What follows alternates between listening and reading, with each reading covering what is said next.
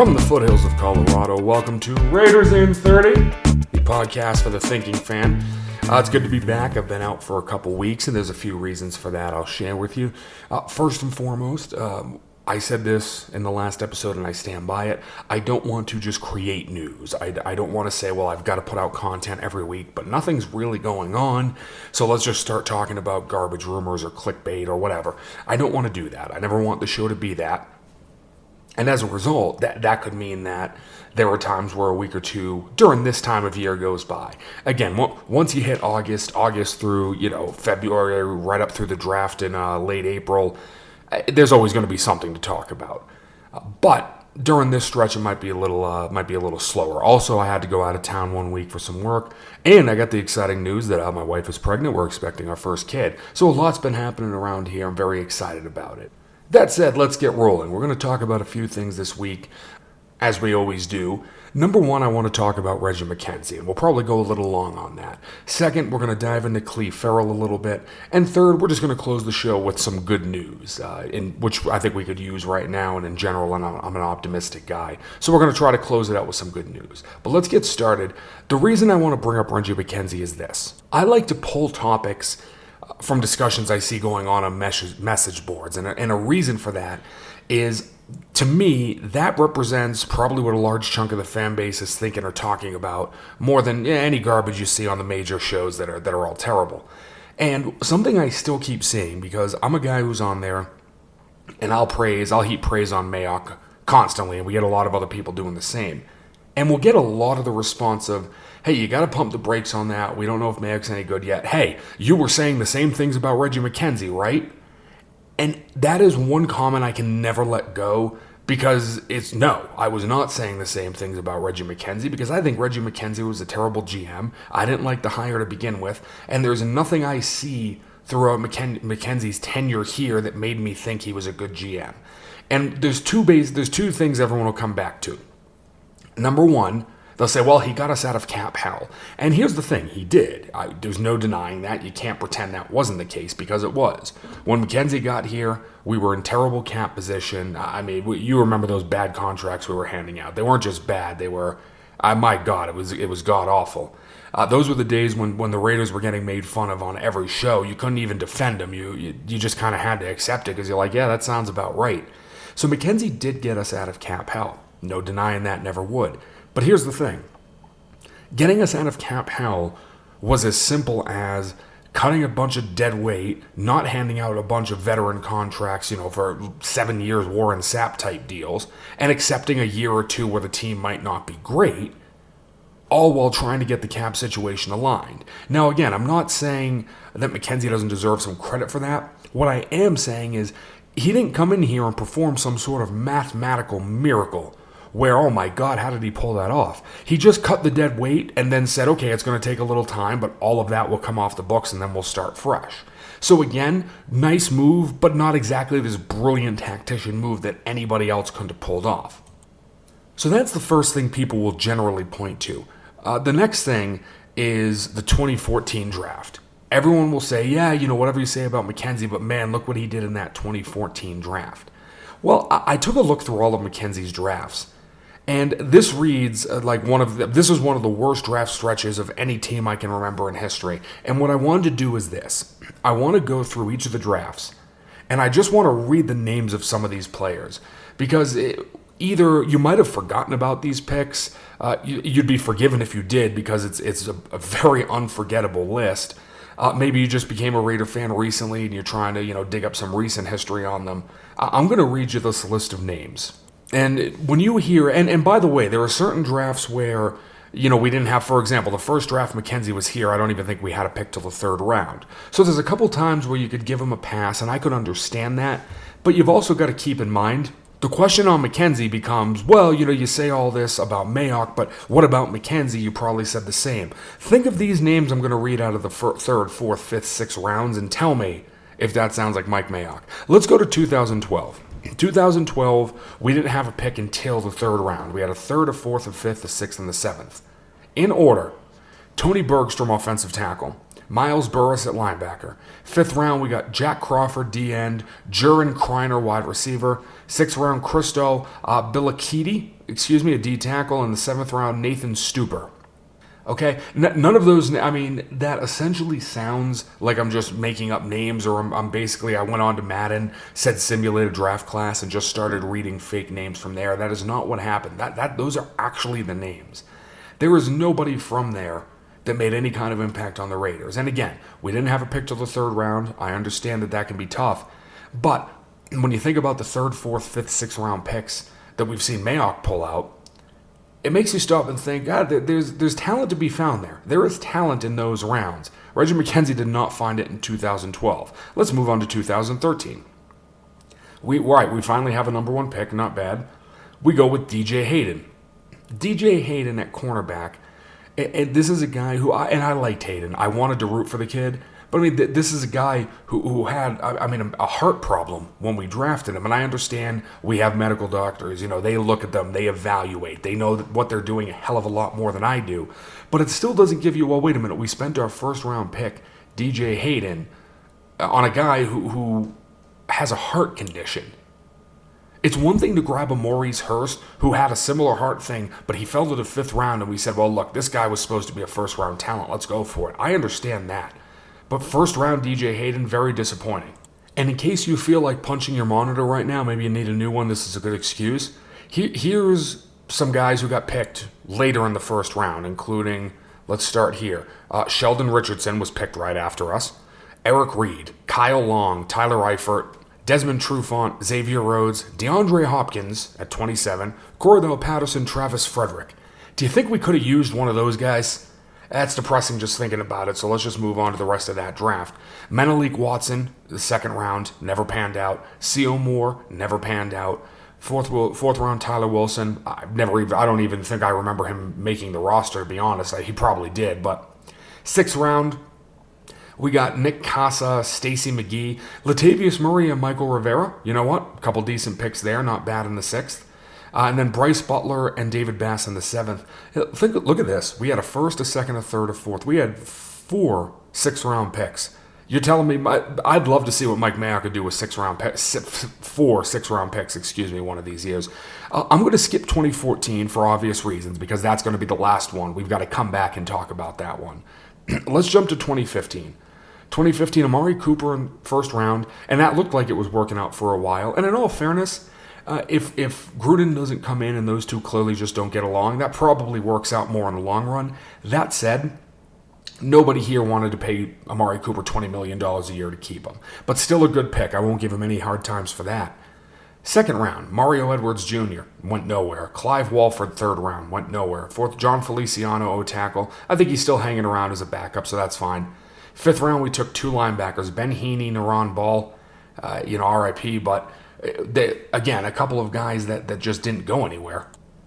6th round, I'm about to read 4 names from the 6th and 7th round, and I will mail you $1 if you can tell me you honestly remember what any of these guys look like. Max Valles, Anthony Morris, Andre DeBose, Dexter McDonald. Whew, wow. 2016, 1st round, we took Carl Joseph. Now, something I want to be clear on. Carl Joseph ended up being a totally serviceable safety. No problem there. However, 3 picks later to the Falcons, Keanu Neal went. Now, look, drafts can be hit or miss, and nobody knows anything going in. We always have to wait and see. But this really isn't a case where, some people point to maybe a guy like Cleve Ferrell and say, well, he took him when Josh Allen was there, so you can't really... You know what? There's a lot of people who had Ferrell graded higher than Josh Allen. In fact, nobody even would have made that argument until Ferrell ran a rough 40. That shows you how much such a silly stat like the 40 affects draft position or people's view of players. Keanu Neal was a no-miss guy in this draft. Carl Joseph was not a no-miss guy. It was a bad pick, but he was still serviceable. Jihad Ward, Shalik Calhoun, Connor Cook at QB. DeAndre Washington, 5th round. That's a good pick in the 5th round. Good value. Corey James, 6th round. Vidal Alexander in the 7th. And let's just move right on to 2017. 1st round, Gary and Conley. Another cornerback in round 1 that didn't pan out. Obi Melifonu. Sorry, I could never pronounce his name. Obi was in the 2nd round. Eddie Vanderos, 3rd round. David Sharp, Markel Lee, 4th and 5th. 7th round, we had, it looks like, 4 picks. We had Luani, Jalen Ware, Elijah Hood, and Trayvon Hester. This is a legacy of failure in the draft. This is 6 straight years, or 5 of 6 years, where nothing came from the draft. Let's talk about 2014 for a second. I don't have to tell you who we picked in 14. I will.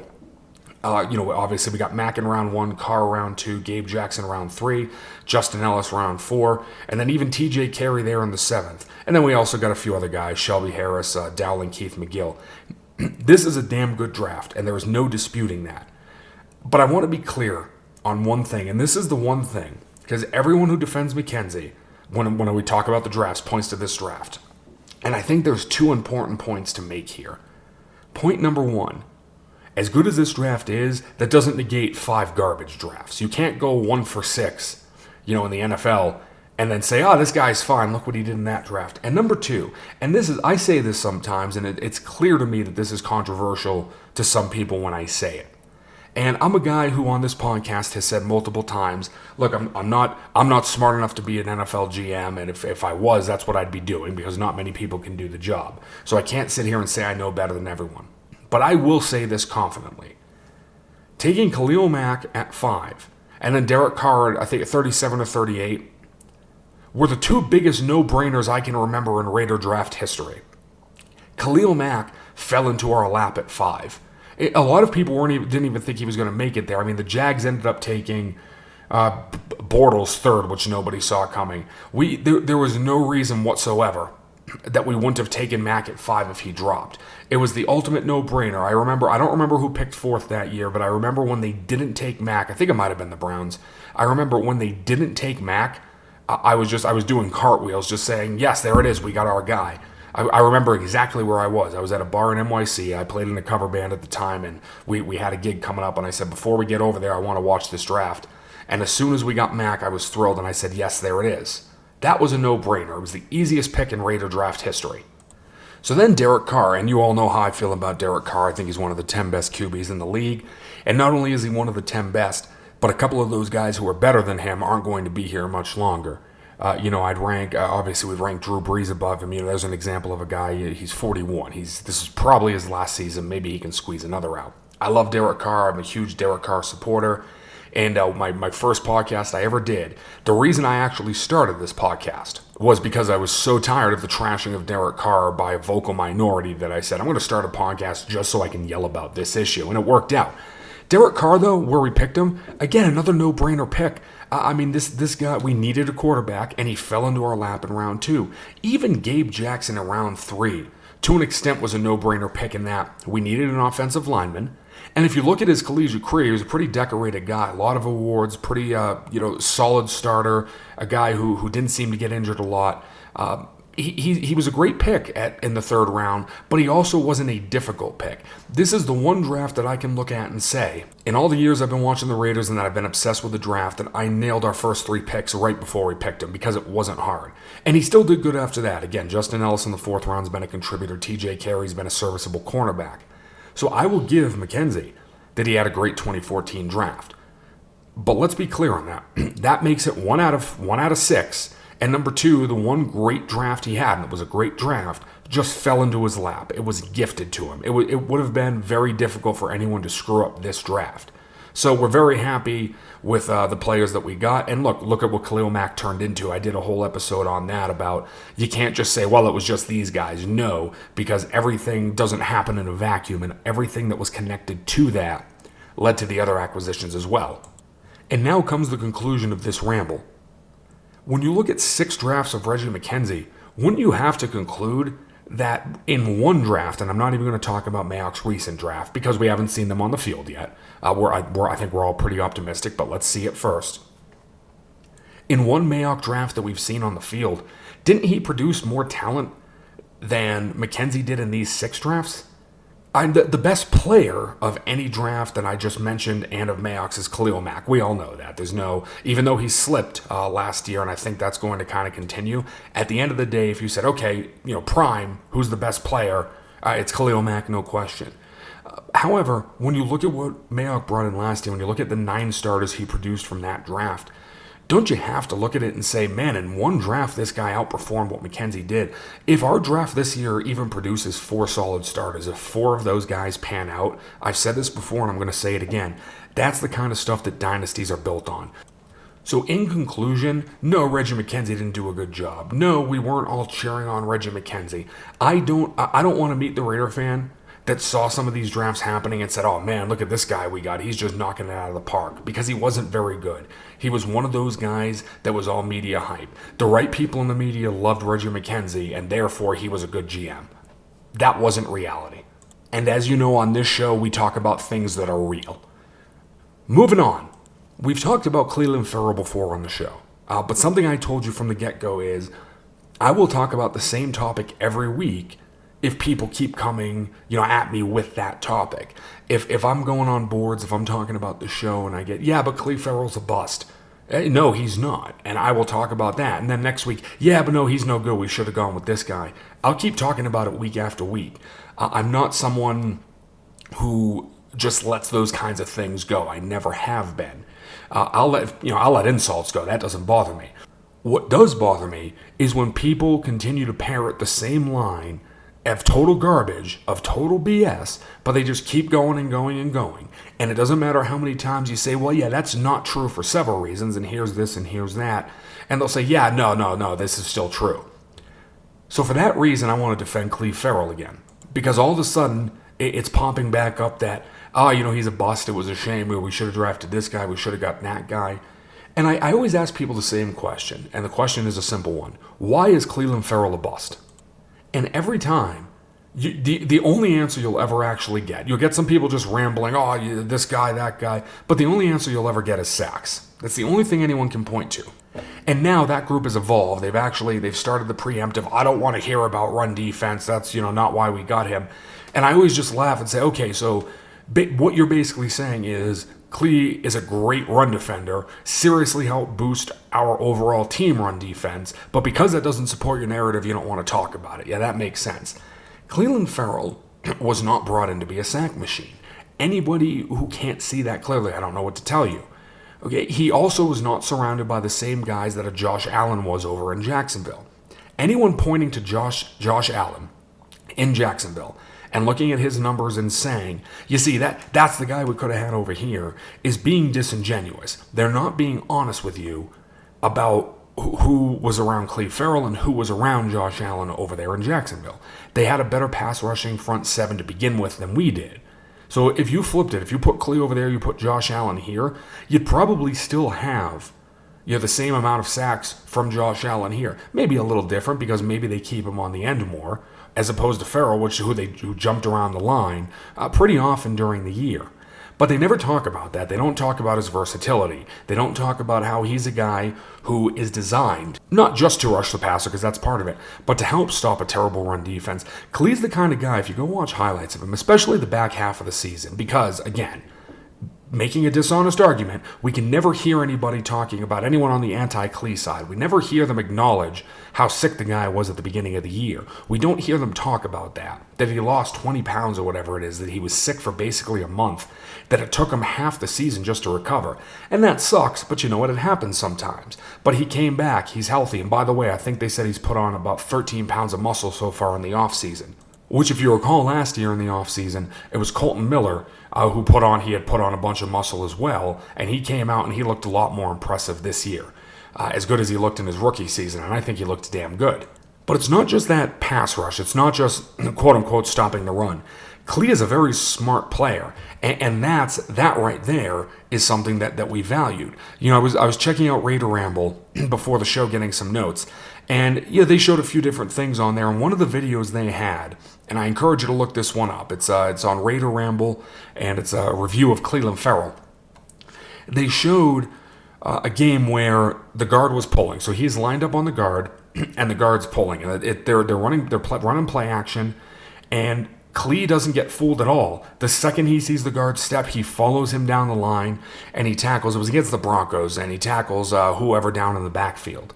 Very smart player. If you watch highlights of him, if you go look at tape, all right, if you have all 22 and you're bored or you just love looking at tape like I do, Watch it. He doesn't get fooled by counters and traps. He's very smart. He's sharp. He figures these things out and he has a mind. And he's a guy that got much better as the season evolved. And that's what you want to see. Someone starting out hot and staying, but petering off a bit. Okay, that's good. Someone starting out hot, but then maybe people start to figure them out and they taper off a bit. That's bad. But give me a guy who's starting and he's just learning and you can see some growing pains, but you see that he's figuring it out a little more each week. That tells you that's a smart player. That tells you that's a guy who's working towards something. Clelin Ferrell is going to be a staple of this team for a decade. He's also not going to be a guy who, when his contract comes up, we're going to have to pay this guy $20 million a year to keep him, or we're just going to have to let him go. And I think Mayock and Gruden are trying to avoid those kind of guys. Not to get off on a total ramble here, I think, look, if you find a superstar, great. I don't think they want to deal with a situation where all of a sudden in 5 years you've got all these players who, well, you know what, our contract time, our rookie deals are done, we're waiting to be re-signed, and we want huge money. I think he wants to hold on to a lot of these guys long term. Now, we'll see how that pans out. However, I like that Clelin Ferrell maybe isn't going to be a Mack type. And I mean, of course, you'd love to have a guy like Mack on the team. But if Clelin Ferrell is a smart, solid player who hustles, who's going to be on this defensive line for 10 years, anchoring that defense, you know what, at this point, I'd rather have 11 guys like that on the defense, not one of whom is a superstar, is a Sherlock Hall of Fame superstar. I'd rather have 11 of those guys than 2 superstars on that defense and then a bunch of guys we're just trying to plug in because we only have so much money since we already tied up $50 million on the defense in 2 studs. I'm okay with that. And frankly, that's what I think they're building here. Another clip I saw. It was from the Minnesota game, and obviously we didn't do well that game, but I'm just talking about Ferrell here. He almost picked off a screen. And when you go back and watch the video, what's impressive about it is he didn't just get lucky. He didn't happen to just be in the right place at the right time. They snapped the ball, okay, and he immediately sees that the tackle is not touching him and just runs out to the side. And he sniffs it. He said, okay, screen. And I'll tell you this, if he didn't have lineman hands, he would have picked it off, and I don't know if he would have taken it back, but he would have picked it off, and it might have been a different game. Ferrell is a smart player, and we need smart players, and he's a player with a good attitude, and we need players with good attitudes. I have a lot of hopes for Ferrell in the future, and I'm telling you right now, people hype up a guy like Bosa, and why wouldn't you? Bosa's an animal. But again, look at the defensive line that he was playing on. You couldn't double team anyone on that line. You couldn't double team everyone on that line. You had to let certain people go. And a lot of Bosa's success goes to that. And yes, he's a great player too. But I'm telling you right now, Bosa might be a stud for years to come. Ferrell is going to be a guy in 5 years, I'm predicting, no one's going to be talking about Josh Allen over Clelin Ferrell. I promise you that. That's going to go away. He's too smart, he works too hard, and he's right now on a defense that is trending up. Expect big things from the Raiders defense this year. Next week, I actually want to deep dive the defense a little bit. But with the time we have left, I want to go in a different direction. I'm not someone I will never come on this podcast and talk about news, current events, because that's not why you come here.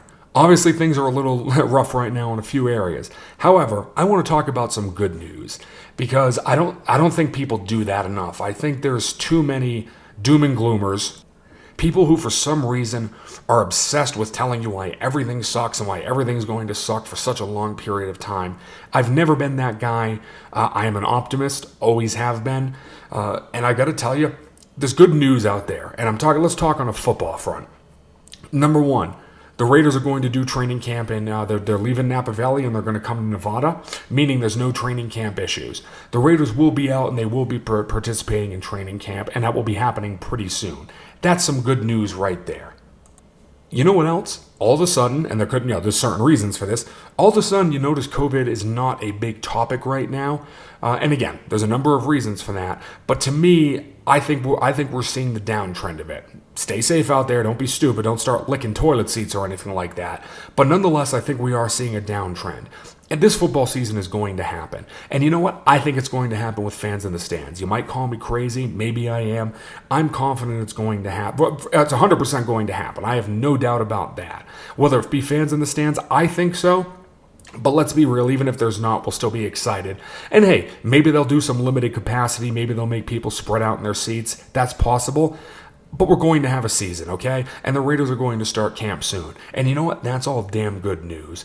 We're going to get to the fall. We're going to get through everything that's happening. And we're going to come out of it we're going to come out of it even better. All right? And I know that doesn't look possible right now, but I think it's going to happen. And I'll tell you this, there's a few people out there excited about this team. Peter King, he's a guy I give a lot of crap to. I've got a lot of problem with how he conducts. I think he's become a political shill, to be honest. And I hate that in my sports. If I want politics, I go to politics. If I want sports, I go to sports. I don't like intermingling the two. But I'm going to say something good about Peter for a second. Peter he did his way too early power rankings. He has the Raiders 8th. And that's tremendous. And I'm reading it right now, and what he's saying is, more than anything, he actually says, I think they made significant improvements on the defense, and that's good, and I feel good about that. But, his interesting point, a lot of us were talking about, the offense, we're in good shape. We could use, another wide receiver, but we're in good shape. We need that defense. The point he made, he said, when I look at everything they added to offense, my God, it's starting to look like a murderer's row. And it is. There's no holes on this offense. We reviewed that on the last show. But I'll tell you, people are starting to get excited about this team. Not just Raider fans, some people in the media as well. And I think what's going to happen is this. I think we're going to get to September. I think we're going to get past a lot of the garbage that's happening right now. And hopefully it makes us better as a nation. It makes us stronger as a nation. But I think we're going to get to that kickoff game for the Raiders-Panthers. And I think we are going to roll the Panthers. And I think the level of excitement you're going to see among the fan base is going to be through the roof. Because I don't think it's going to be a close game. I don't think it's going to be a tight contest. I don't think it's going to be, the Raiders, comfortably won. I think we are going to run out of the gate.